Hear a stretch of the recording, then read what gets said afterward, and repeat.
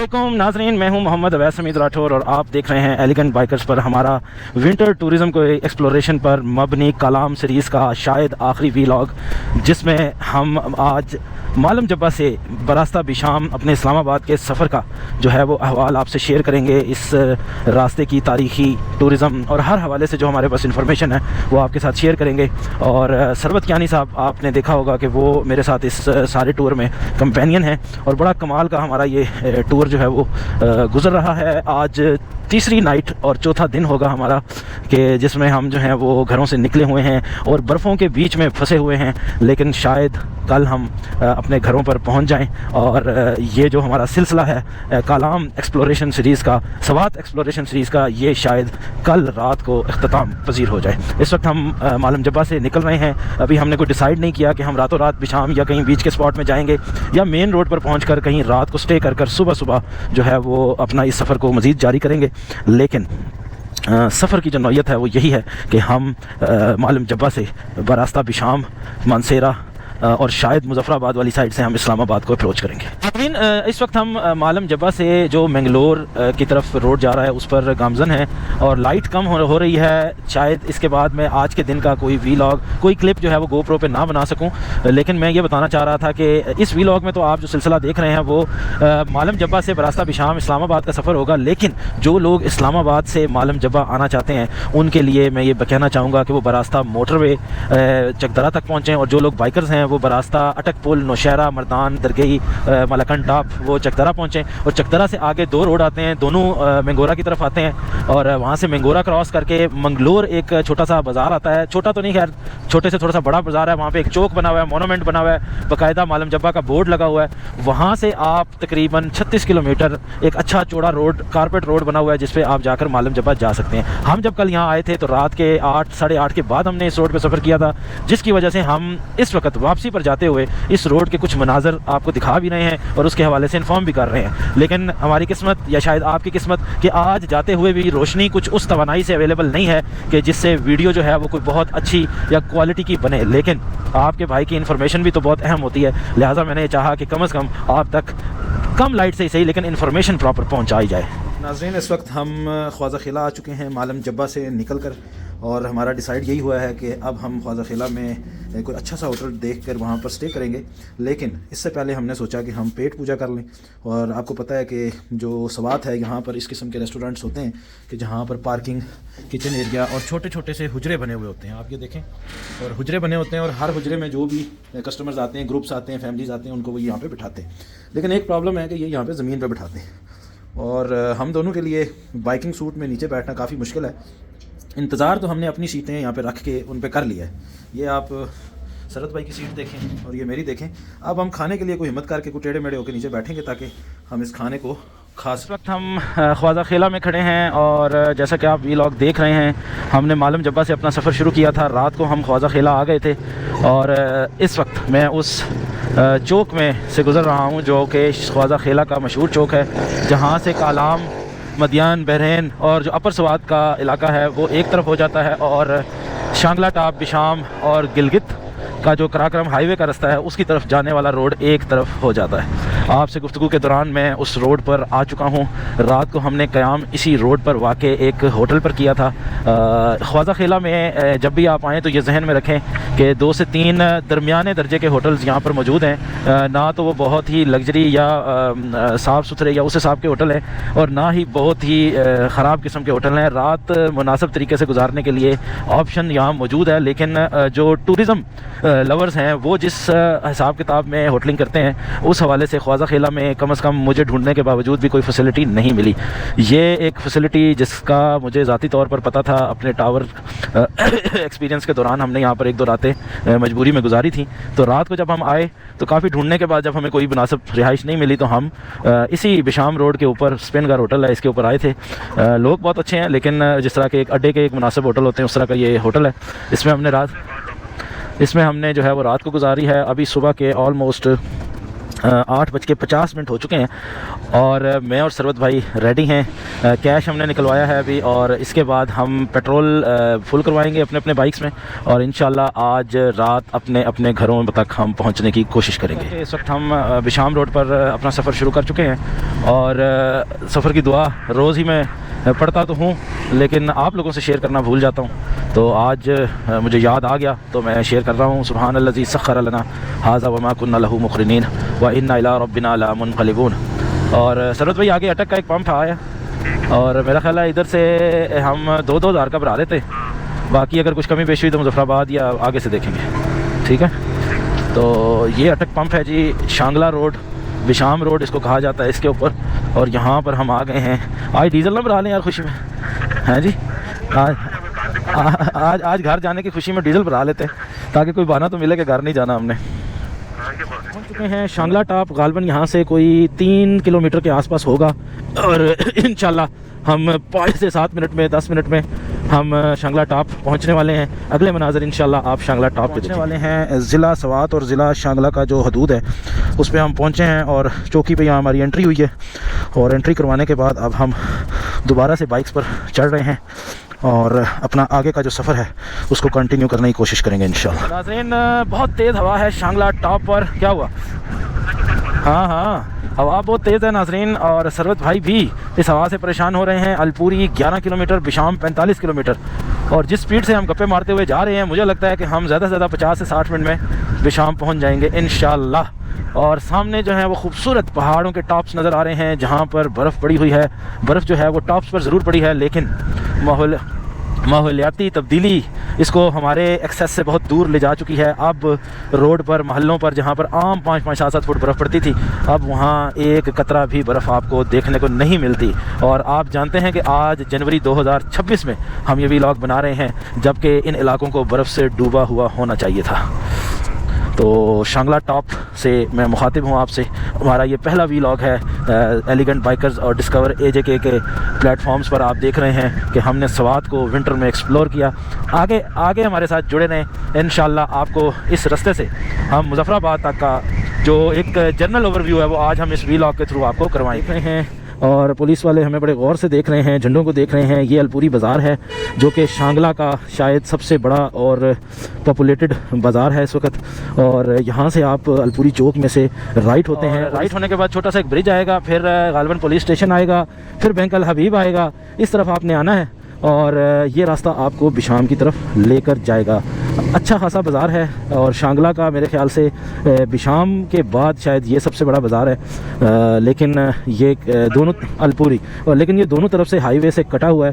और जिस तरह के पहाड़ी इलाकों के बाज़ार होते हैं उस किस्म का ये बाज़ार है। एक अटक पंप यहाँ पे मौजूद है, 1 से 2 बैंक की ब्रांचेज़ यहाँ पे मौजूद हैं और ठंड यहाँ बहुत होती है। करते करते मिज़ान बैंक का बोर्ड भी मुझे नज़र आ गया है, जिससे मुझे ऐसे लगता है कि यहाँ पर मुनासिब दर्जे की कारोबारी एक्टिविटी भी इस शहर में होती है मज़ाफ़ात में रहने वाली आबादी के तवस्सुत। करोड़ा का बोर्ड आ चुका है। नाज़रीन इस खूबसूरत रास्ते के मनाज़िर तो हम आपको दिखा रहे हैं लेकिन इस रास्ते पर जो हवा चल रही है वो इतनी तेज़ चल रही है कि मैं और सरवत भाई बार बार ये डिस्कस कर रहे हैं कि मोटरसाइकिल को अच्छा खासा जो है वो प्रेशर पड़ रहा है और मोड़ों पे ऐसे फील होता है कि शायद मोटरसाइकिल जो है वो गिर ना जाए। अभी ऑलरेडी हम जगह जगह पर कोरे से नबरत आजमा हैं और इस रोड पर इस सारे टूर में पहली दफ़ा ये हुआ है कि हमें हवा के साथ भी जो है वो मामलात करने पड़ रहे हैं। अब जैसे इस वक्त हवा का दबाव कम हो चुके हैं। इस वक्त हम बिशाम बाज़ार के थोड़ा सा ऊपर के मनाज़र आपको दिखा रहे हैं। जो बिशाम का मेन रोड है जो कि गिलगित की तरफ जाता है उस तक अभी हम नहीं पहुँचे, यानी बिशाम बाज़ार में हम नहीं पहुँचे, लेकिन हम ख्वाजा खेला बिशाम रोड के उस टुकड़े के ऑलमोस्ट आखिर में पहुँच चुके हैं जो कि बिशाम बाज़ार के बिल्कुल दरमियान में जाकर बिशाम बाज़ार का हिस्सा बन जाता है। गिलगित यहाँ से लेफ़्ट साइड पे है, चाइना बॉर्डर लेफ़्ट साइड पे है। स्कर्दू जाने के लिए आपको यहाँ से उल्टे हाथ पर मुड़ना पड़ता है। आज वक्त की कमी की बायस हम इस अफसोस के साथ कि हम GB नहीं जा सकते, अभी हम इस्लामाबाद की तरफ जाएंगे जहाँ पर हमें इस चौक से सीधा ही जाना पड़ेगा। बिशाम के बाद जो बड़ा पॉइंट आता है वो दरियाए सिंध का मशहूर पुल आता है जिसको थाकोट ब्रिज कहते हैं और जहाँ से बेसिकली शांगला से इधर सीधा आना है आपने, जहाँ से शांगला का और जो गालबन मानसेरा डिवीज़न है उसका जो हदूद हैं वो तकसीम होती हैं एक पुल के ज़रिए। इस वक्त नज़र आ रहा है और दरियाए सिंध का इस मुकाम पर जो ख़ास एक कलर है वो शायद गोप्रो कैच कर रहा हो। और इसके अलावा जो रेत होती है दरियाए सिंध की वो भी बड़ी आबोताब से इस वक्त नज़र आ रही है, क्योंकि सर्दियों का मौसम है। दरिया की तुग़यानी जो है वो गर्मियों जैसी नहीं है और जिसकी वजह से पानी कम होता है और जो बहुत सारी जगहें जहाँ पर सीज़न में दरिया अपनी हैबत के साथ बह रहा होता है वो आज आवेज़ा होती हैं, नज़र आ रही होती हैं और वहाँ पर ज़मीनी पत्थर या रेत वो आम इंसान की एक्सेस में आ जाती हैं। आजकल सीज़न होता है जिसमें ये रेत को बड़ी मिकदार में यहाँ से निकाला जाता है और सीज़न में जब दरिया इस बात की इजाज़त नहीं देता तब वो रेत इस्तेमाल की जाती है।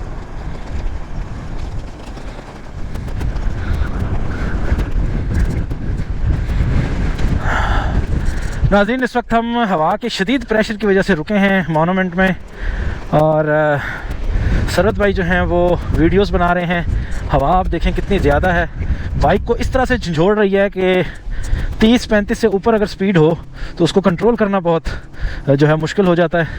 और ये एक यादगार बनी हुई है, इस पर हम उतरे हैं, रुके हैं। और ये गालबन FWO ने जब कराक्रम हाईवे बनाया था तो उस वक्त जो लोग शहीद वगैरह हुए थे गालबन, उसके हवाले से कोई ये मोनूमेंट है। और मैं थोड़ा सा इन सीढ़ियों से ऊपर चढ़ता हूँ और चढ़ के देखता हूँ कि यहाँ से क्या नज़र आता है। ओह ग्रेट, ये तो दरियाए सिंध के हवाले से एक व्यू पॉइंट है। पाकिस्तान का खूबसूरत झंडा नज़र आता है और दरियाए सिंध अपनी पूरी आबोताब के साथ आपको यहाँ से बहता हुआ नज़र आता है। आबोताब थोड़ी सी कम है क्योंकि सर्दियाँ हैं, ग्लेशियर्स कम पिघल रहे हैं और पानी की जो क्वांटिटी है वो यकीनन कम है। हम पहुँच चुके हैं ज़िला शांगला को खुदाफिज कहने जा रहे हैं और अब हम गालबन मानसेरा डिवीज़न में आना।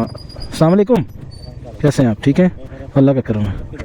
हम इस्लामाबाद से आए थे स्वात, तो आज अब इस रास्ते वापस जा रहे हैं। हाँ, हम आज़ाद कश्मीर के रहते इस्लामाबाद में जी। अल्लाह, बस हम 2 बंदे हैं। हाँ, ये साथ हैं। हाँ जी, ठीक है, शुक्रिया। हाँ जी, ये ब्रिज है जी। ये नाज़रीन, इस वक्त हमने पुलिस वालों से गुफ्तगू करने के बाद थाकोट ओल्ड ब्रिज पर इस वक्त हम आ चुके हैं और दरियाए सिंध के मंज़र आप देख सकते हैं यहाँ पर। और इस दरिया के साथ ही, इस पुल के साथ ही हम मानसेरा डिवीज़न में एंटर हो जाएंगे। थाकोट ब्रिज इसका नाम है। हवा का बहुत प्रेशर है, मुझे ऐसे लग रहा है कि मेरे मोटरसाइकिल के साथ साइड कार लगी हुई है और वो मुझे दबा रही है। और बहरहाल यहाँ माहौल मेरा ख्याल है सरवत भाई खड़े होने का नहीं है, तो थोड़ा सा हम आगे जाते हैं और कहीं जहाँ ये हवा कम हो फिर वहाँ रुकते हैं। ये आ गया जी आगाज़ थाना हदूद थाकोट है, लेकिन आगे कोई ज़िला के क्या, वो क्या लिखा होता? बालाकोट थाकोट है जी, बालाकोट इधर नहीं है। हाँ जी, पुलिस वाले भाई ने हमें थोड़ा सा इशारा किया है कि आप थोड़ा सब्र करें। हाँ हाँ, तो अभी जो है इंशाल्लाह हम इनसे मुलाकात करते हैं और पूछते हैं। अस्सलाम वालेकुम जी सर, हम इस्लामाबाद से गए थे स्वात, अब इधर से वापस जा रहे हैं। वापस किधर जा रहे हैं? इस्लामाबाद जा रहे हैं। हाँ जी, दोनों साथ हैं, सब पीछे तो सब हुआ, कोई मसला नहीं है। थैंक यू जी। ये थाकोट चेक पोस्ट पर जो है वो हाल हवाल पूछा इन्होंने और इसके बाद अब हम आगे बाज़ार के एंड पर हम पहुंच चुके हैं और यहाँ से अब हम गूगल मैप का सहारा लेंगे, क्योंकि मैं जब लास्ट टाइम आया था तो मोटरवे जो है हज़ारा वो नहीं बनी थी।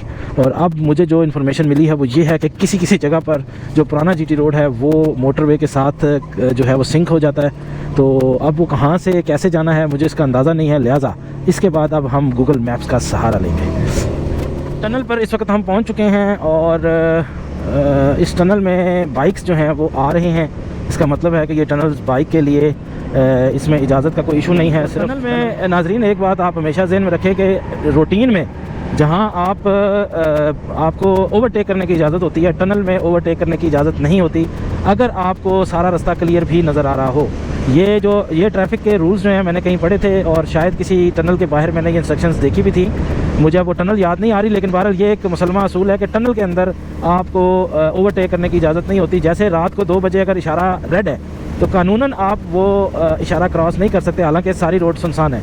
इसी तरह जो टनल है अगर आपको नज़र भी आ रहा हो कि आप ओवरटेक कर सकते हैं तो कानूनन आपको इजाज़त नहीं होती कि आप टनल में ओवरटेक कर सकें, क्योंकि टनल में अगर सामने से किसी भी वक्त कोई गाड़ी या कोई ऑब्जेक्ट आ जाएगा आपके पास कोई और ऑप्शन नहीं बचती कि आप और वो दोनों आपस में कोलाइड कर लें।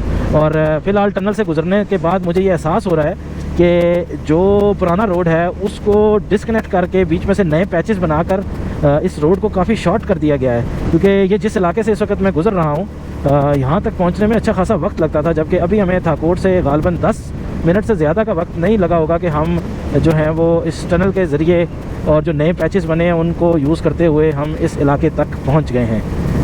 यहाँ से बाइक्स के लिए और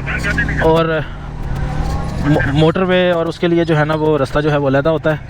हाँ जी, तो आप जब आएंगे, अगर थाकोट से आप आ रहे हैं तो यहाँ पर कोई वाज़े किस्म की निशानी नहीं है, लेकिन चूँकि मुझे पहले से इन्फॉर्मेशन थी इसलिए मैं यहाँ पे ठिठका गूगल मैप को खोला और वहाँ से फिर मुझे अंदाज़ा हुआ और फिर कुछ लोकल लोगों से भी हमने बात की तो हमें यही पता लगा कि राइट साइड पे जो नीचे टर्न है ये पुराना जीटी रोड आप कह लेंगे, जो पुराना कराक्रम हाईवे है उस पर आपने जाना है और आगे जो है वो प्रॉपर मोटरवे शुरू हो जाती है जिस पर बाइक्स को इजाज़त नहीं है। नाज़रीन, इस वक्त हम जो हैं वो छतर प्लेन से गुज़र रहे हैं और मोटरवे बनने के बाद इस रोड की जो रौनकें हैं वो देखने के बाद दिल काफ़ी रंजीदा है। लेकिन बहरहाल मोटरवे से जो लोगों को फ़ायदा हुआ है वो भी एक हकीकत है, लेकिन इस रोड ने एक अरसे तक राज किया है और मोटरवे बनने के बाद इसका वो राज टूटता हुआ देखकर एक तल्ख़ हकीकत के तौर पर कबूल ज़रूर कर रहा हूँ। लेकिन वो जो रानाइयाँ मैंने इस रोड की देखी हुई हैं 2019-18 से पहले, वो अब इतनी तब्दील हो गई हैं कि सिवाय इस बाज़ार के बटग्राम से लेकर छतर प्लेन तक मेरे ख्याल से गिन के शायद 4 से 5 गाड़ियों ने हमें क्रॉस किया होगा, या फ्रंट से या बैक से। बाकी हम बिल्कुल इस तरह आए हैं जैसे ये रोड हमारे लिए ही बनी हुई है। हम बटल बाज़ार से गुज़र रहे हैं और जो थाकोट से हमारा सफ़र था बटग्राम तक का वो तो बड़ा ही कमाल का था, क्योंकि बहुत सारे पैचेस जो हैं वो रीबिल्ड हुए थे, रोड स्ट्रेट हो गई थी, मोटरवे वाली मुकम्मल फीलिंग थी वहाँ पे। लेकिन बटग्राम से पहले बाइकर्स के साथ जो ज़्यादती की जाती है उसके सबब हम जब पुराने कराक्रम हाईवे के ऊपर आए तो ना तो कराक्रम हाईवे का किसी ने ख्याल रखा और ना हमारा कोई ख्याल रख रहा है और एक वीरानगी सी यहाँ पर छाई हुई है। थाकोट से बटग्राम तक का जो सफ़र है वो तो बड़ा ही काबिले रश्क तरीके से मैं कह सकता हूँ कि उस सफ़र में बड़ी कमी आई है। लेकिन बाइकर्स के लिए वहाँ से आगे मनसेरा तक मुझे नहीं लगता कि कोई बहुत उम्मीद अफजा मामला है, बल्कि पहले फिर जब ये रोड चलती थी तो इस रोड की हालत काफ़ी बेहतर थी, जबकि अब छतर प्लेन से पीछे पीछे इस रोड की अक्सर जगह से हालत कोई बहुत अच्छी नहीं है। छतर प्लेन से आगे कम से कम रोड थोड़ी सी बेहतर महसूस हो रही है, लेकिन वीरानियाँ यहाँ पर भी बसेरा किए हुए हैं। बाज़ार के आस-पास पहुँच चुके हैं। इस्लामाबाद यहाँ से 170 किलोमीटर है, जबकि हसन अब्दाल यहाँ से 115 किलोमीटर है। इस वक्त तक हमारा जो सफ़र है ये बाइक पर होने की वजह से पुराने कराक्रम हाईवे पर जारी है और मनसेरा इंशाल्लाह हम पहुँचने वाले हैं। और वीरानियाँ कुछ इस किस्म की हैं कि थाकोट के बाद इस वक्त तक हमें कोई मुनासिब खाने की जगह नहीं मिली जहाँ पर हम रेस्ट कर सकें, और टापो टाप हम लोग चले जा रहे हैं और इंटर कॉम के सारे एक दूसरे को कहानियाँ सुना के जो है वो हम मनसेरे के काफ़ी पास पहुँचने वाले हैं इंशाल्लाह। बार है नाज़रीन, इस वक्त हम ढूंढियाल जो मनसेरा का एक करीबी एक कस्बा है जहाँ की जो अट्रैक्शन है या जहाँ की जो मशहूर जगह है वो है हज़ारा यूनिवर्सिटी। इस वक्त हम यहाँ से गुज़र रहे हैं और आपने परेशान नहीं होना, मैं वीडियो के शुरू में एक इंट्रोडक्टरी वीडियो ज़रूर डालूँगा जिसमें मैं इन सारे कस्बों के आपस के किलोमीटर्स और जो इस किस्म की डिटेल्स हैं वो आपको ज़रूर मिलेगी। फ़िलहाल मैं सिर्फ आपको ये दिखाना चाहता हूँ कि मेन रोड पर ये कस्बे ये शहर कैसे लगते हैं। बैठक आ गया जी। नाज़रीन, इस वक्त हम मनसेरा शहर में आ चुके हैं और हम चावलों को ढूंढ रहे हैं और हमें किसी ने बताया है कि बैठक बहुत ज़बरदस्त है, यहाँ पर चावल बहुत अच्छे मिलते हैं और हम इन चावलों को एंजॉय करना चाहेंगे। लेकिन पूछते हैं कि यहाँ क्या माहौल है। किधर सामने? अच्छा, पहले हम पूछो तो सीना चावल हैं कि नहीं। अच्छा, एक बार आओ जी, उधर लगाता हूँ, इधर से ऐसे। मनसेरा सिटी में इस वक्त हम आ चुके हैं और आपको पता है कि आज घर जाने की खुशी में मैंने और सरवत भाई ने चिको चिक काम रखा हुआ है और सिर्फ एक जगह हम रुके थे, वो एक मोनूमेंट के पास, आपने देखा भी व्लॉग में। उसके बाद हम मनसेरा पहुँच के भूख ने बेताब किया तो हम यहाँ पे रुके हैं और बहुत दिनों से हमने चावल नहीं खाए तो हमने थोड़ा ढूंढा कि यहाँ पे हमें अच्छे चावल कहाँ मिलेंगे। तो ये बैठक नामी एक होटल की तरफ हमें लोगों ने गाइड किया, हमने उसको ढूंढा और यहाँ आए हैं और हमने चावलों का आर्डर किया। अब देखते हैं चावल आए तो फिर देखते हैं कि क्या सीन है, क्या ये हमारी उम्मीदों पे पूरा उतरते हैं या नहीं। लेकिन फ़िलहाल जो निज़ाम नज़र आ रहा है तो ऐसे लग रहा है कि ये उम्मीदों पर पूरे उतरेंगे। लेकिन ये पुलाव आया है हमारे ऑर्डर के बाद और बज़ाहिर देखने में ये सेवर से मिलती जुलती कोई मामला मुझे लग रहा है, और खाने के बाद भी मैंने ये महसूस किया है कि ये उसकी टक्कर का ज़रूर है। हमें अच्छा लंबा स्टॉप करने के बाद तकरीबन 1 घंटे से ज़ायद हम रुके हैं और बड़ा रिलैक्स माहौल खाना हमें यहाँ पे मिला। बड़ा सैर होके हमने खाना खाया है और अब मशवरा यही बना है कि हम यहाँ से गढ़ी हबीबुल्ला वाले रास्ते मुज़फ़्फ़राबाद, और मुज़फ़्फ़राबाद से हम कोहाला तक इकट्ठे जाएंगे, और कोहाला से सरद भाई हवेली की तरफ और मैं इस्लामाबाद की तरफ निकलूँगा। लेकिन जो आम लोग हैं जो वीलॉग देख रहे हैं वो ये जहन में रखें कि अगर आप इस्लामाबाद से आते हैं तो आपको 1 से 1.5 घंटे, और अगर रश हो तो 2 से 2.5 घंटे का फ़र्क बरास्ता एबटाबाद मनसेरा जो रास्ता आता है हरीपुर वगैरह की तरफ से मनसेरा को, वहाँ से इस्लामाबाद से मनसेरा जो एबटाबाद और हरीपुर के रास्ते से आप आते हैं और मुज़फ़्फ़राबाद से जाते हैं, तो इसमें ये एक बेसिक डिफरेंस आपको मिलेगा बाइक के ऊपर सफ़र पे। आप लोग जब भी आएँ आप इस्लामाबाद से वहाँ पे आएँ, और मैंने चूँकि ये रास्ता एक्सप्लोर नहीं किया हुआ, बहुत पहले मैं आया था जिस वक्त मनसेरा से 3 घंटे लगा करते थे, अब गूगल 1.25 घंटे का फ़ासला बता रहा है। तो मैं देखना चाह रहा हूँ कि अब रोड में क्या तरमीम हुई है, क्या अपग्रेडेशन हुई है कि ये फ़ासला 2.5-3 घंटे से 1.25 घंटे पर आ चुका है। तो आज वीलॉग में आप ये रास्ता देखेंगे, लेकिन अगर आप कभी बरास्ता बिशाम स्वात जाना चाहें तो आपको जो बेहतर रास्ता है वो इस्लामाबाद से टेक्सला, हतार या खानपुर डैम वाले रास्ते आप हरीपुर आएँ, और हरीपुर से एबटाबाद हवेलियाँ तक आएँ। हवेलियाँ से जो दमतोड़ वाला नया रोड है वहाँ से आप एबटाबाद, और एबटाबाद से फिर आप मनसेरा के जो लिंक रोड्स हैं उनको आप पकड़ें। इस वक्त आपसे बात करते करते मैं मनसेरा बाईपास पर आ चुका हूँ, और मनसेरा बड़ा इंटरेस्टिंग शहर है। इसके हर तरफ रोड्स ही रोड्स हैं। आप जिस तरफ से आएँ आपको ये लगता है कि शायद मैंने ये जो साइड है इस शहर की ये आज से पहले नहीं देखी। और सरद भाई माल्टे वाला प्लान रह गया ना, ये चलो हम फिर को हाले और खासा जाएगा ठंड विच। चौक से गुजर रहे हैं जहाँ से बालाकोट का और गढ़ी हबीबुल्ला का जो रास्ता है वो अलहदा हो जाता है। जब आप मनसेरा से अगर आते हैं इस तरफ तो आप बालाकोट भी जाके आ सकते हैं, लेकिन वो रास्ता आपको काफ़ी लंबा पड़ जाता है। तो यहाँ से मुज़फ़्फ़राबाद डायरेक्ट जाने के लिए गढ़ी हबीबुल्ला का रास्ता है, जिसको आप अपनाएंगे तो आप टाइम मुज़फ़्फ़राबाद पहुँच जाएंगे। ने क्रॉस कर लिया है, और वाकई गूगल ने जैसे बताया था कि 1 घंटा कुछ मिनट में आप मनसेरा से गढ़ी हबीबुल्ला पहुँचेंगे, वैसा हो चुका है। और रोड तो वही है, लेकिन शायद अब ट्रैफिक कम है या क्या वजह है, टाइम जो गूगल ने बताया है वो वही लगा है 1 घंटा और कुछ मिनट, जिसमें हम गढ़ी हबीबुल्ला को इस वक्त ऑलमोस्ट क्रॉस करके बरारकोट चौकी तक पहुंचने वाले हैं।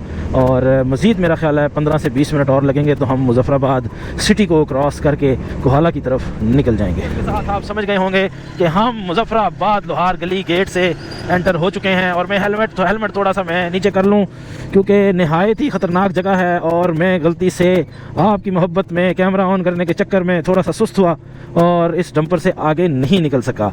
इसलिए ये जितनी दुद्धड़ मेरे और सरवत भाई के ऊपर पड़ रही है, इसका जुर्माना आप लोगों ने लाइक और सब्सक्राइब की सूरत में देना है। ये हाँ जी, ये मैं तो निकल आया हूँ, लेकिन आप चेक करें आपके लिए थोड़ा टफ ना हो। बस ठीक हो गया। तो ये सूरत हाल है नाजरीन। इस वक्त पीसी होटल यहाँ से नज़र आ रहा है, रश बहुत है, वरना मैं यहाँ रुक के थोड़ी सी वीडियो बनाता या ड्रोन शॉट्स निकालते।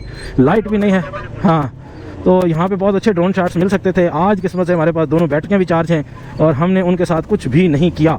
तो मैं अम्बोर अस्पताल मुज़फ़्फ़राबाद से गुज़र रहा हूँ, और तकरीबन हमें मनसेरा से 1.5 घंटा लगा है मुज़फ़्फ़राबाद को क्रॉस करने में, और मेरे ख़्याल से मज़ीद 2.5 घंटे में मैं इस्लामाबाद पहुँचूँगा। और आज के वीलॉग को अगर हम सम अप करें तो आप ये समझ सकते हैं कि सुबह हम 9-9:30 बजे के करीब ख्वाजा खेला से चले थे, और एक मुनासिब स्पीड के साथ हम बिशाम आए। बिशाम के में आगे आकर हमने 10 मिनट का शायद एक स्टे किया हो एक मोनूमेंट के पास। वो भी हवा बहुत तेज़ चल रही थी, और इतनी तेज़ कि बाइक्स को जो हैं वो स्प्रेस हो रहे थे। तो हमने थोड़ा सा ब्रेक लिया, और वहाँ पर हमने 10 मिनट गालबन ब्रेक लिया होगा। इसके बाद हम मनसेरा आए, और मनसेरा हमने काफ़ी अच्छा ब्रेक लिया, तकरीबन 1 घंटे का। लेकिन इसके अलावा हम मुसलसल चल रहे हैं, और इस वक्त जो वक्त हुआ है वो हो गया है तकरीबन 5:40। तो आप हिसाब लगा सकते हैं कि तकरीबन 9 घंटे हमें लगे हैं मुज़फ़्फ़राबाद पहुंचने में। और यहाँ से इस्लामाबाद के आप 2.5 घंटे अगर रखें लगातार, तो ये तकरीबन 11 से 12 घंटे की ड्राइव है। जो कि ख्वाजा खेला से आपको, अगर आप बिशाम के रास्ते इस्लामाबाद आते हैं तो आपको ये सफ़र करना पड़ेगा। अभी तक तो हम फ्रेश हैं, कोहाला तक मैं और सरवत भाई इकट्ठे होंगे, वहाँ से ये हवेली की तरफ निकल जाएंगे और मैं इस्लामाबाद की तरफ निकलूँगा। लेकिन अभी हम गुफ्तगू कर रहे हैं, इंटरकॉम पे मुसलसल खुशगपियाँ लगी हुई हैं, लेकिन असल सवाल तब पैदा होगा कि जब हम अकेले होंगे और अपने ज़ाती जो एनर्जी है उससे हम सफ़र करेंगे, तो फिर हमें पता लगेगा कि हमारा एनर्जी लेवल इस हवाले से कितना अपडेटेड है, हम इतने सफ़र के बाद भी इजी हैं या नहीं। अभी तो हम एक दूसरे से गुफ्तगू करके इस तरह के माहौल में हैं कि जो मामला है हमारा बड़ा खुशगवार चल रहा है। तो बहरहाल आप सबका बहुत शुक्रिया कलाम की विंटर सीरीज़ देखने का, सुनने का, कमेंट्स करने का। बाकी ये है कि आप जो सम मैं इसको करना चाहता हूँ कि इस्लामाबाद से मेरे ख़्याल से अगर तो आप मुख्तलिफ़ पहाड़ी इलाकों पर ड्राइव करना चाहते हैं, मुख्तलिफ़ पॉइंट्स को टूरिज़म पॉइंट ऑफ व्यू से देखना चाहते हैं और कम से कम एक नाइट का स्टे करके स्वात की तरफ जाना चाहते हैं, तो फिर तो मैं आपको मशवरा दूंगा कि आप रास्ता मुजफ़्फ़राबाद और मनसेरा, थाकोट, बिशाम, आप गाड़ी पे हों या बाइक पे हों, आप इस रास्ते से स्वात की तरफ जाएँ।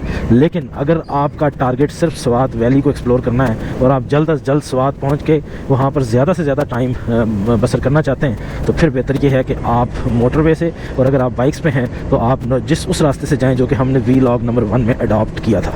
तो आप सबका बहुत शुक्रिया। अब लाइट बहुत कम हो रही है और हम भी कोशिश करेंगे कि थोड़ी सी अपनी स्पीड बढ़ाएं ताकि टाइम पर हम अपने अपने घरों पर पहुँच सकें। आपका बहुत शुक्रिया, एक बार फिर बहुत शुक्रिया हमारी इस विंटर सीरीज़ को देखने का, पसंद करने का, और हमें ज़रूर बताइएगा कि हम अपनी वीडियोज़ में क्या बेहतर कर सकते हैं या किस इलाके की मज़ीद एक्सप्लोरेशन आप लोग देखना चाहते हैं। ख़ास तौर पर हमारे वो लोग, वो माएँ, बहनें, भाई और बुज़ुर्ग जो कि किसी भी मजबूरी की वजह से घरों से नहीं निकल सकते और कुदरत के नज़ारे हमारे थ्रू, हमारे यूट्यूब चैनल्स या फेसबुक पेजेस पर देख कर खुश होते हैं। तो आप ज़रूर हमें बताइएगा, हम इंशाअल्लाह आपके जो ख्वाहिशात हैं उनके हवाले से भी अपने आप को सरगर्म करने की कोशिश करेंगे। पाकिस्तान जिंदाबाद, आज़ाद रियासत जम्मू कश्मीर पाइंदाबाद।